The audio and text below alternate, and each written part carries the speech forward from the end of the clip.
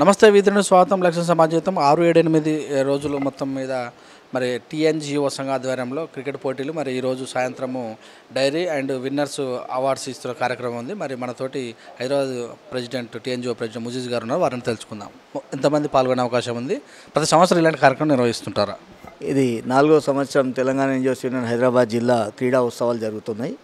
దీంట్లో భాగంగానే మరి గత నెల 4 రోజులు జిమ్ఖానా గ్రౌండ్లో క్రికెట్ మ్యాచ్లు జరిగింది. మొత్తం హైదరాబాద్ జిల్లా నుంచి 20 టీంలు అంటే 20 డిపార్ట్మెంట్ల టీంలు రావడం జరిగింది.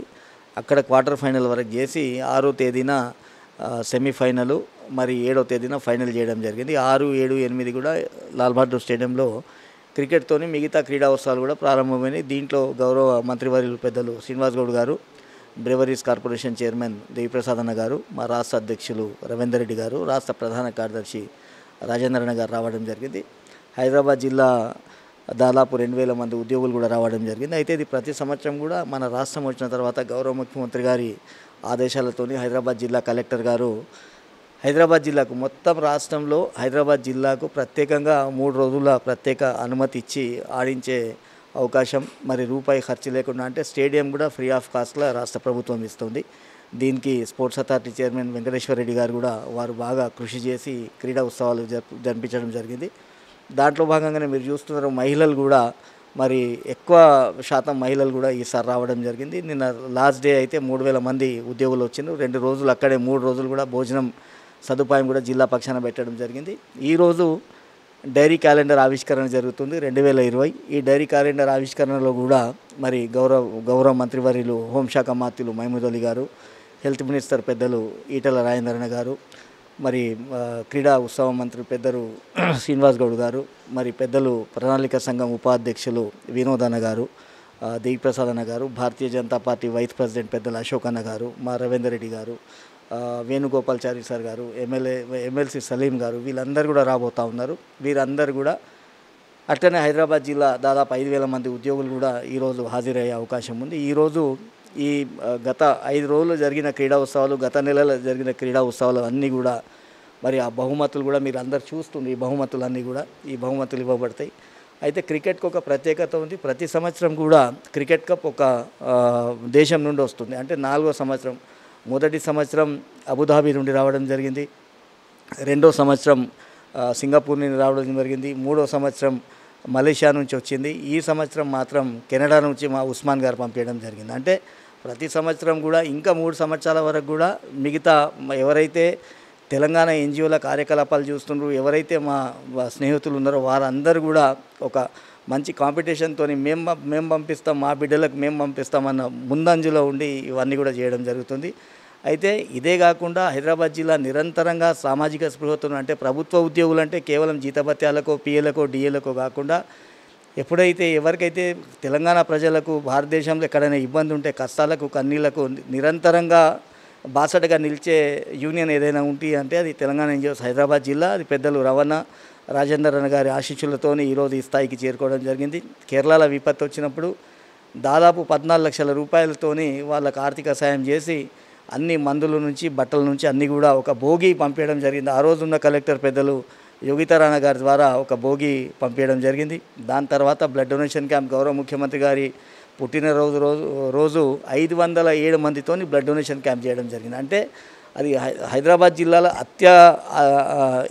One of the biggest blood donation camp నిర్వహించడం జరిగింది. కుటుంబ సభ్యులతో సహా వచ్చి ఆ రోజు రక్తదాన శిబిరంలో పాల్గొనడం జరిగింది. ఆ రక్తం కూడా గరీబ్ హాస్పిటల్, మా ఉస్మానియా జనరల్ హాస్పిటల్కి, గాంధీ హాస్పిటల్కి, నిలోఫర్ పిల్లల హాస్పిటల్కి, మరియు మన మైదీ నవాజం క్యాన్సర్ హాస్పిటల్కి ఇవ్వడం జరిగింది. అదే కాకుండా గౌరవ మంత్రివర్యులు కేటీ రామారావు గారి బర్త్డే రోజు కూడా హైదరాబాద్ జిల్లా అధ్యక్షునిగా నేను, మా కార్యదర్శి ప్రభాకర్ గారు, మేము అందరం కూడా ఉస్మానియా జనరల్ హాస్పిటల్లో మరి రోగులకు ఐవీ స్టాండ్లు లేవంటే ఐవీ స్టాండ్లు, అల్ట్రా మోడర్న్ చైర్లు, మరి ఆ టేబుల్ సైతం వాళ్ళకు ఇవ్వడం జరిగింది. ఇదే కాకుండా క్యాన్సర్ అవగాహన సదస్సు పెట్టడం జరిగింది. చెస్ట్కి సంబంధించిన వ్యాధుల మీద అవగాహన సదస్సులు పెట్టడం జరిగింది. క్రీడా ఉత్సవాలు పెడుతున్నాం, బతుకమ్మ ఆడుతున్నాం, బోనాలు ఎత్తుకుంటున్నాం, రంజాన్ పండుగ జరుపుకుంటున్నాం, క్రిస్మస్ పండుగ జరుపుతున్నాం, బడుగు బలిన వర్గాల పిల్లలను ఆదుకుంటున్నాం, వాళ్ళకు పుస్తకాలు పంపిణీ చేస్తున్నాం.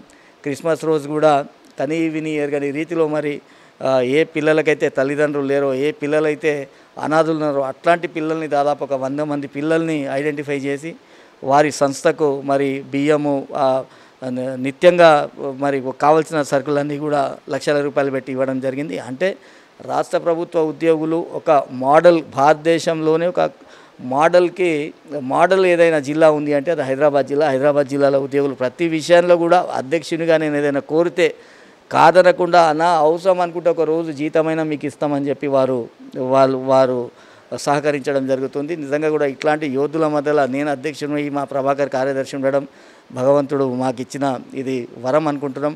ఈరోజు కూడా ఎవరైతే నిరంతరంగా సమాజానికి సేవ చేస్తున్నారో, ఎవరైతే కష్టాలు కన్నీళ్ళలో నిలబడుతున్నారో, ఎవరైతే వారి సర్వీసెస్ ద్వారా యావత్ ప్రజలను ఆశ్చర్యపెడుతున్నారో అట్లాంటి వ్యక్తులకు ఈరోజు సన్మానం ఈ వేదిక పైన జరుగుతూ ఉంది. ప్రతి సంవత్సరం కూడా సన్మానం జరుగుతుంది. ఒక 20 మందిని కమిటీ ద్వారా వాళ్ళని గుర్తించడం జరిగింది. దాంట్లో కూడా ప్రధానంగా మరి మన బతని బ్రదర్స్ ఎవరైతే చాపమంది ఇస్తున్నారో 200 సంవత్సరాల నుంచి వారి కుటుంబ సభ్యులకు కూడా ఈరోజు సన్మానం జరుగుతుంది.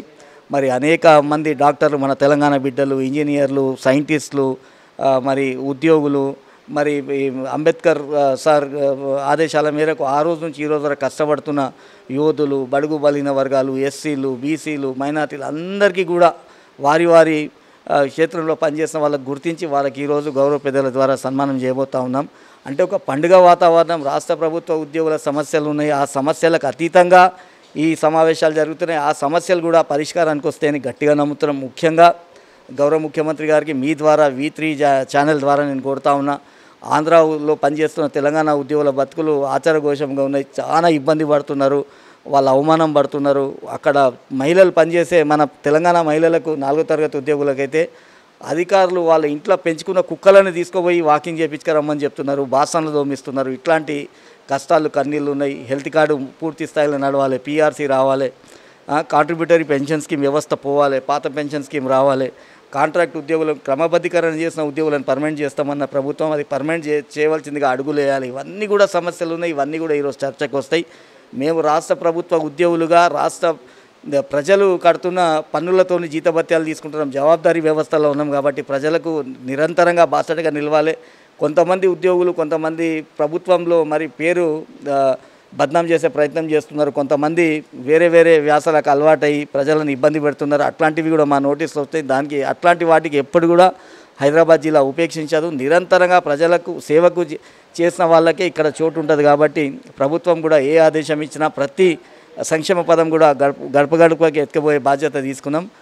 వరాల్ మీ ద్వారా 50 మంది తెలంగాణ ప్రజలకు, హైదరాబాద్ జిల్లా ఉద్యోగులకు, యావత్తు ఉద్యోగులకు, ఉద్యోగ సంఘ నాయకులకు అందరికీ కూడా హైదరాబాద్ జిల్లా నిరంతరంగా మళ్ళీ ఒకసారి మీ ద్వారా మాటించుకుంటూ మళ్ళోసారి ప్రజల కోసం మా జీవితాలను పునరంకితం చేస్తామని అమరులను స్మరించుకుంటే ఈరోజు ఈ కార్యక్రమం జరుగుతుంది.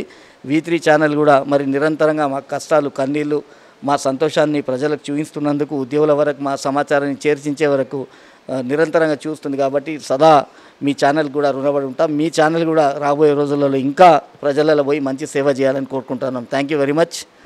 జై తెలంగాణ. ముజీజ్ గారు చెప్పినటువంటి విషయాలు ఈరోజు సాయంత్రం స్టార్ట్ అవుతుందని, మరి క్యాలెండర్ అలాగే విన్నర్ అయిన వాటికి అవార్డు కార్యక్రమాలు ఇస్తున్నామని గత 4 సంవత్సరాల నుంచి నిర్వహిస్తున్నాం. క్రికెట్ కిట్ అనేది ప్రతి సంవత్సరం ఒక్కొక్క దేశం నుంచి తీసుకురావడం జరుగుతుంది. ఈరోజు మరి డైరీ ఆస్కానంలో మాకున్నటువంటి సమస్యలన్నీ కూడా పరిష్కరించుకుంటేందుకు వైపుగా వెళ్తామని చెప్పారు. చూస్తున్నాండి. విత్ న్యూస్ కెమెరా రాజుతో మీ సురేష్ దండు.